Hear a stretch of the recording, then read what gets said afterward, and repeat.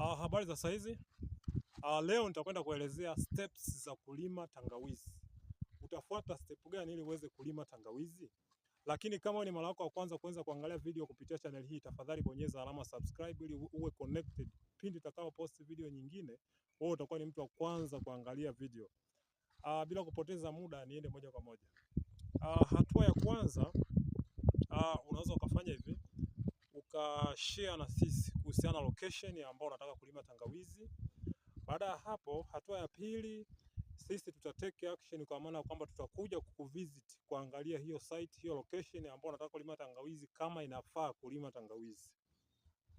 Hicho ni kitu muhimu sana, na hapo ndipo tutakuwa tumeshaanza sasa process za kulima, kwa maana kwamba tunakuwa na uhakika msimu ukifika tunalima shamba ambalo ni sahihi, shamba ambalo lina vigezo kwa ajili ya kuweza kulima tangawizi.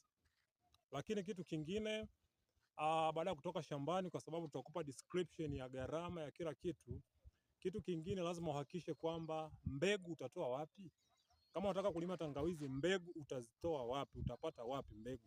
Na pia lazima tujue mbegu zipi zitafaa kutokana na location fulani. Lakini pia kitu kingine, tujue utapanda tangawizi kwa kutumia samadi au utatumia mbolea viwandani, kwa sababu kuna location nyingine kwa upande wa tangawizi unakuta inakubali yani ardhi ina support kutumia samadi, lakini kuna ardhi ambayo automatic unavyopanda itakuwa utumie mbolea viwandani.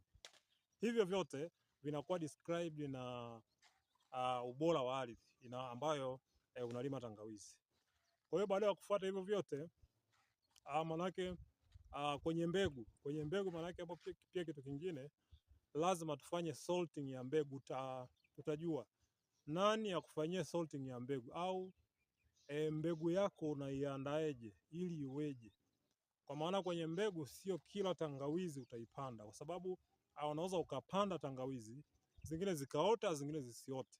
Sasa kilimo cha kubeti kilishapitwa na wakati. Siku hizi tunafanya kitu ambacho cha uhakika. Kwa hiyo ukifanya sorting ya mbegu, maana yake una uhakika kwamba tangawizi unayopanda itaota.